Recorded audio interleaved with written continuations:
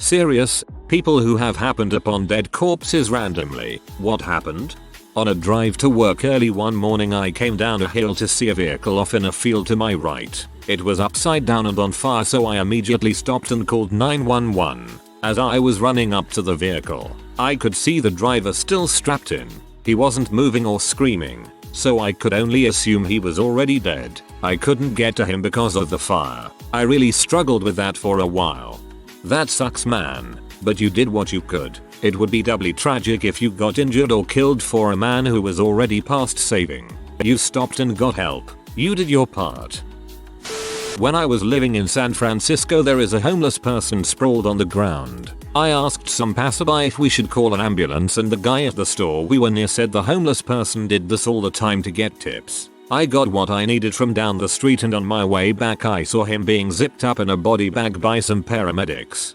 Living in SF has made me so desensitized to these things, not without empathy, just used to encountering dead or near dead homeless in the day-to-day.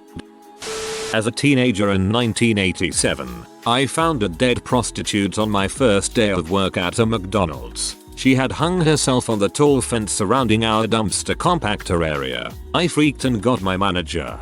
I also saw hanging, so freaked up: the tree I saw the body was actually pretty short. His feet were only 6 inches off the ground, so the first thing I thought was like, oh my god, what a tall guy. Then the primal fear set in. I'll never forget that morning. Happened at my elementary school party back around 1998. We were having a party at this teacher's house with about 30 other kids and 4 other chaperones. There was a pool in the back that was about 8 feet deep.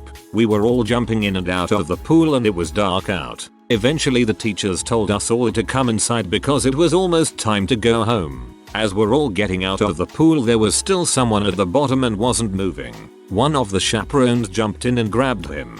He was already dead. The whole school had a memorial for him and it was all honestly just a horrible time. In a retirement home, I walked into a room to an old man lying on the couch. I thought the old man was sleeping, so I shut the door. 2 hours later we saw paramedics walk into his room. That really sucks, man, but don't beat yourself up about it. There was no way you could have known that he was dead, and all of us would do the same thing.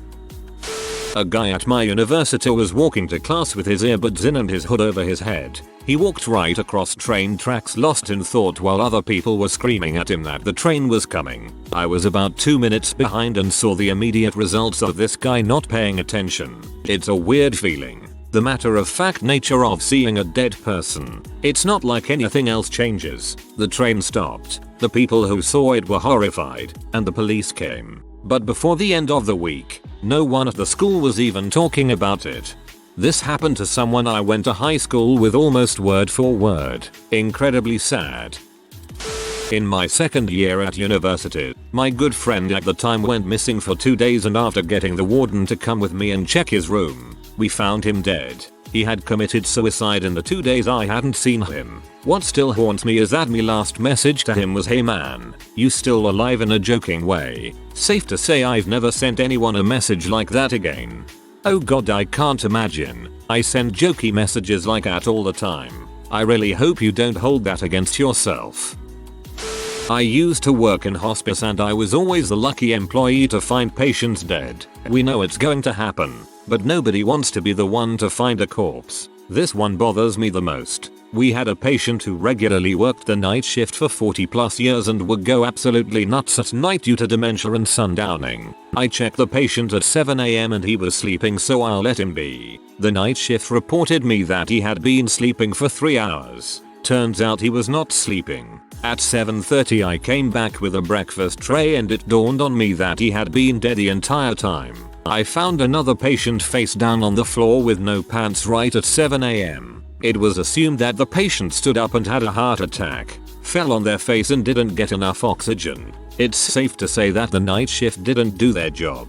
They would sit at the nurse's station on their phones all night. Another patient passed away while looking at me and I saw his life force fade from the body as his eyes rolled back and respiration stopped. I actually had to go home after that one because I passed out after realizing what happened right before my eyes. I no longer work in hospice as it was depressing and burning me out. My last hospice experience was taking care of my grandmother and I wouldn't change it for the world. Working in hospice was one of the most humbling experiences. We always talk to the patient even when they are clearly in the hour of their death. They can hear you. Ensuring death with dignity is one of the most important life lessons that I learned. Now I work in a rehab and it's good to see people get better and go home.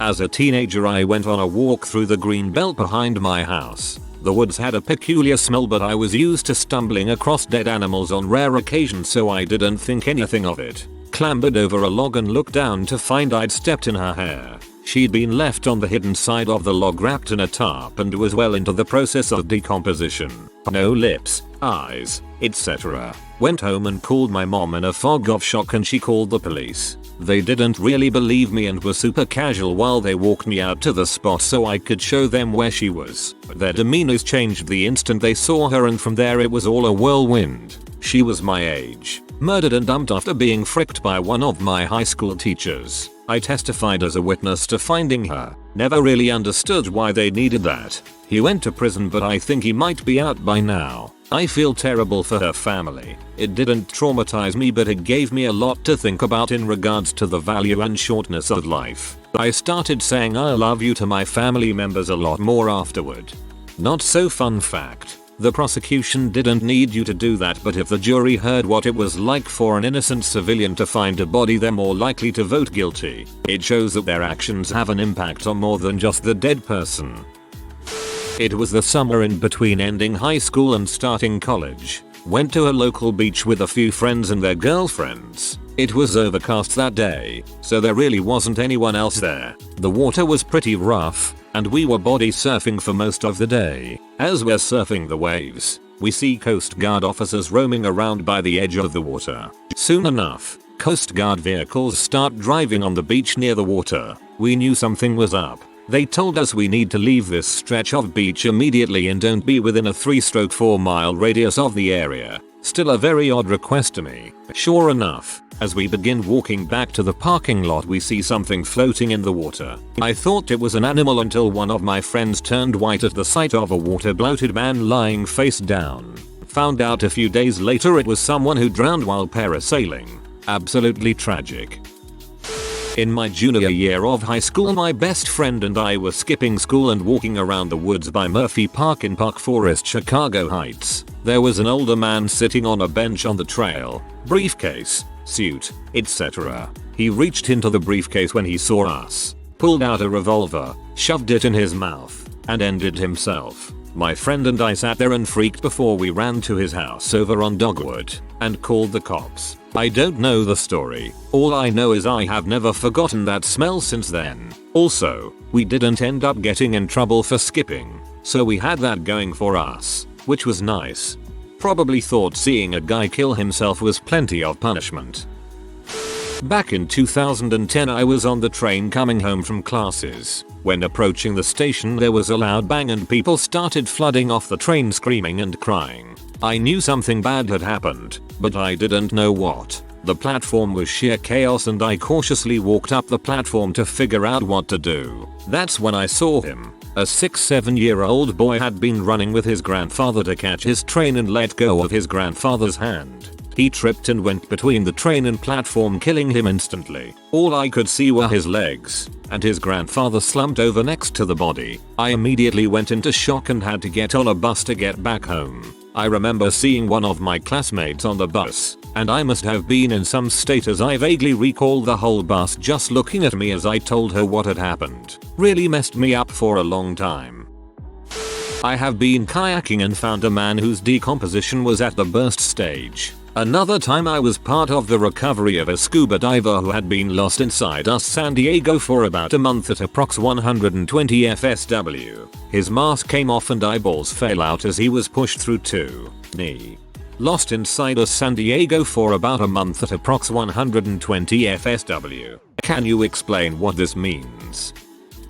I've come across multiple corpses, mainly living in Seattle. Most of the time, they were overdoses. The usual giveaway that they were dead, especially in the winter, would be to notice missing shoes. Not making a joke, it's just other homeless people would take their shoes if they were decent. The first time it was a bit jarring to see, the second, third, 14th time etc not as much. My mom found a dead body on the hiking trail near our house in California, still being guarded by the family dog. She couldn't even get close. It happened to be a classmate's father, who had a heart attack. I also saw a guy step in front of a car on purpose one night, and held his hand as he died. By that time, I was very used to seeing dead bodies, and it didn't really faze me.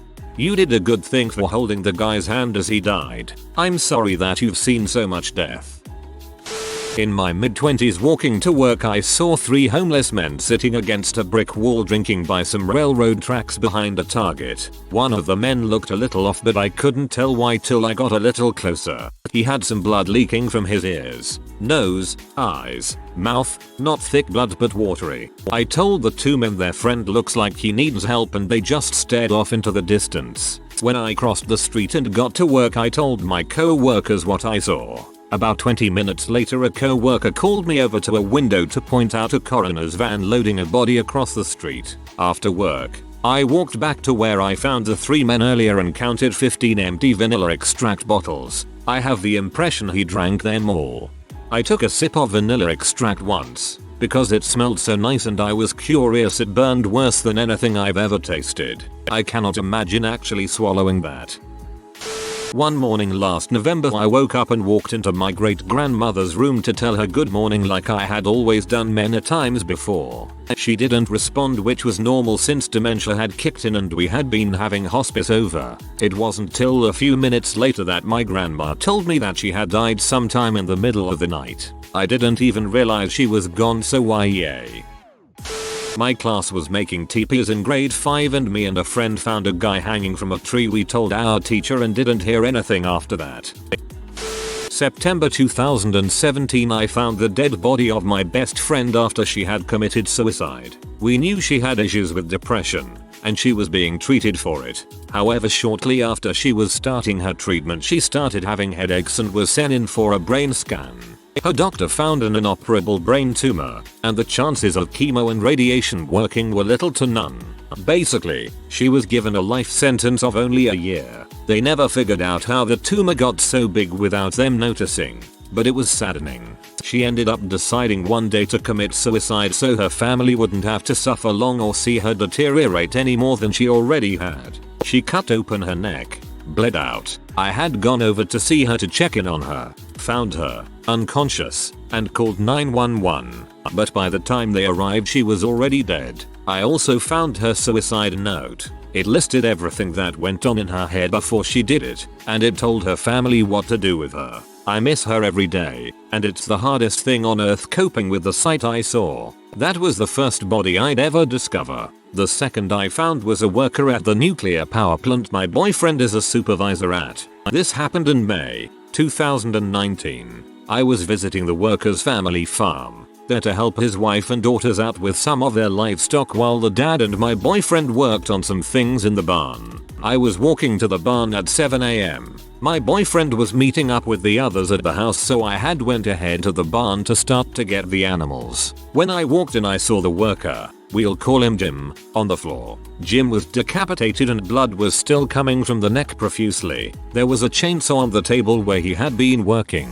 Apparently he was cutting roofing tiles with an electric saw and the saw jammed, so he switched to using a chainsaw with one hand and holding the roofing tile with the other. When he was cutting a thicker tile, the tip of the chainsaw hit the wooden post of the barn. It kicked back and sliced his head off. Jim's wife heard me scream, saw what had happened, and ended up leaving the city with her kids while my boyfriend and I stayed and helped clean up. Jim's funeral was a few weeks later, after the police made sure there was no foul play. I can't get either of those sights out of my head, and people wonder why I've got issues with them joking about death. This is the worst one in this thread. I hope you are okay. I hope you have access to therapy if you feel you need it. What you've seen is very traumatizing.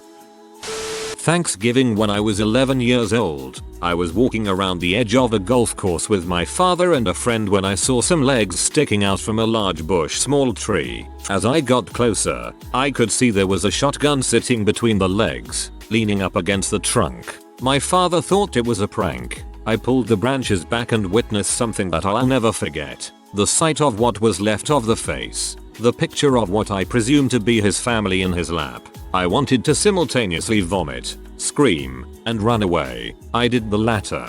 Didn't eat for a few days.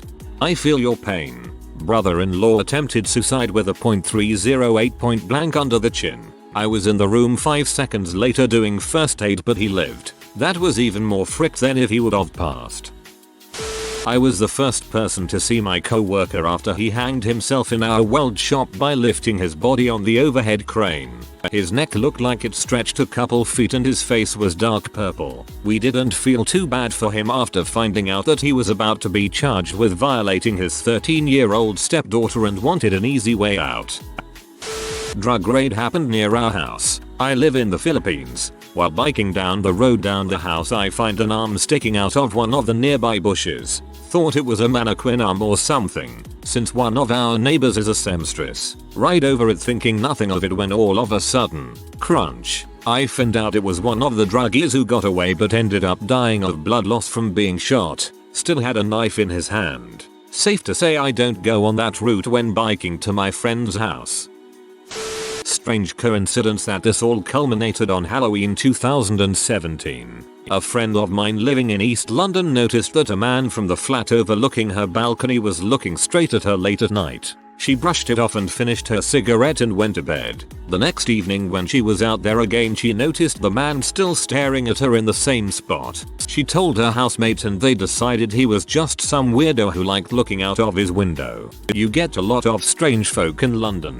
On the third day the man was still there, but his color had changed and his lower jaw had dropped open.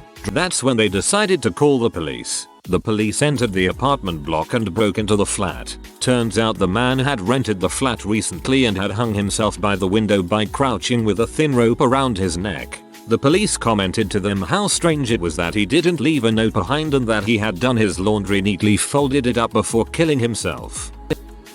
When my husband was around 11, he was chilling at the beach with his friends and FL. They were all playing and had noticed a log out at sea but figured it was just that. A couple of hours go by and I guess curiosity got the better of them and they swam out to check it out. When they were about 10 feet away, past the boil line, he said it looked abnormally smooth and shiny for a log. They approached it. There was no doubt that his was a small body, a 4-year-old child. They were in too much shock to even start screaming. My husband says everyone was eerily quiet as they start dragging him out. As they approached the shoreline, they started yelling if anyone knew CPR, and once they brought him on shore, a guy in his 30s runs out and starts performing CPR. He started doing chest compressions. The little boy's stomach started inflating too. My husband says from the pressure probably. The police were called and everything. The auntie who was supposed to be with the boy was charged with manslaughter and neglect. It traumatized my husband to such an extent that he didn't mention it for years until he met me. I was driving down a side street and approaching a stop sign. As I was slowing to a stop, I saw a car stopped at the stop sign approaching me with some kind of frantic action inside. Suddenly, a man opens the passenger door and runs towards the house on the corner. I continued across the intersection and as I passed the car, I noticed the driver seemed unconscious, so I stopped, as did many other cars. The driver was an elderly woman and apparently had a heart attack or something. She was pulled from the car and a man gave CPR as we waited for the ambulance to arrive. But it didn't matter. The lady was dead. The strange part of this is that the elderly woman was actually taking her driving test for the DMV. The man who ran from the passenger side was the DMV official who was out on the driving test with her. So this lady died while taking her driving test. The DMV official was not in good shape at the scene. I walked out a building in downtown Phoenix one day and saw a person who had just jumped fallen from the top. I assume it was the top. I didn't see it happen of a parking structure next to the Wells Fargo building. The police had just gotten there. Or was it the EMTs? This was 5-6 years ago, so it's hard to remember, but the scene was new. The poor person was definitely deceased. I didn't know what to do, so I stood there for a minute or two. It was pretty shocking. The responders blocked off the area with tape. I left. Saw the same thing in Dallas. Homeless man jumped off the top of a parking garage right next to the train station. Train didn't stop there, but I saw them unzip the body bag as we went by. He was very dead.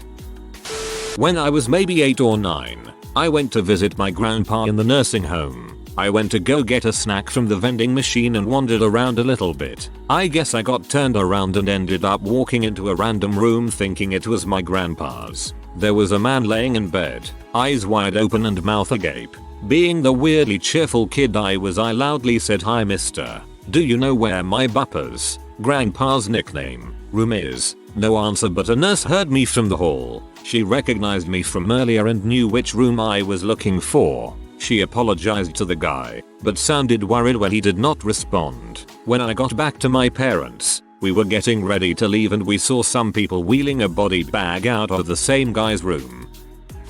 Last Friday I was on the train in the morning and noticed a homeless guy wrapped up in a sleeping bag laying under one of the benches at one of the stations. Going home, went through the same station and noticed the guy was wrapped up in the same exact place and hadn't moved. It was also in the 90s by that time in the day, so there's no way someone would be bundled up like that. I called the local PD to check as I was on the train and it's not a station I have to get out at. Pretty sure I reported a body.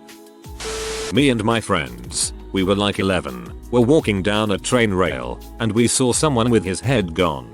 We walked up to the body and saw that he must have put his neck on the trail and let the train do the work. We weren't afraid, but we were confused about where this poor man's head went. We called the police and they took the body, but to this day, I am creeped out by that sight of someone headless, just laying there.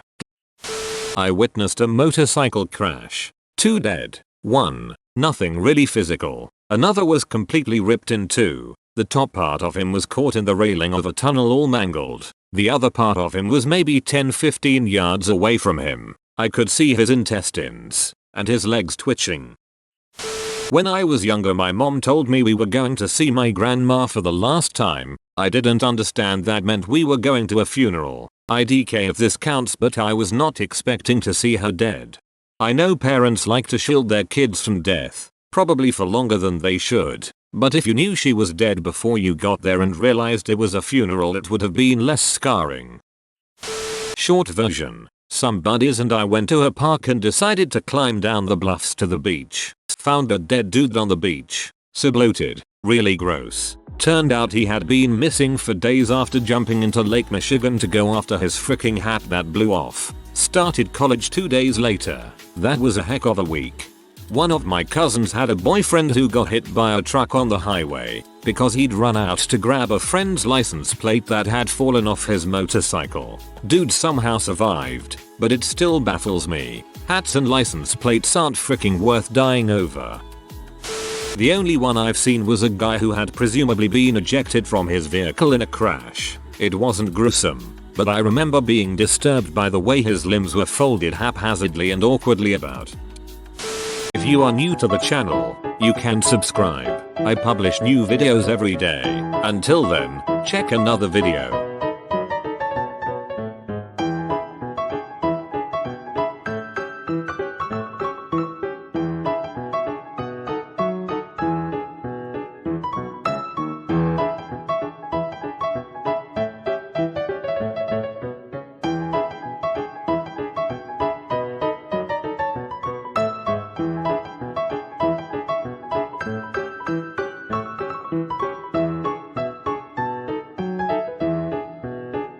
Bye for now.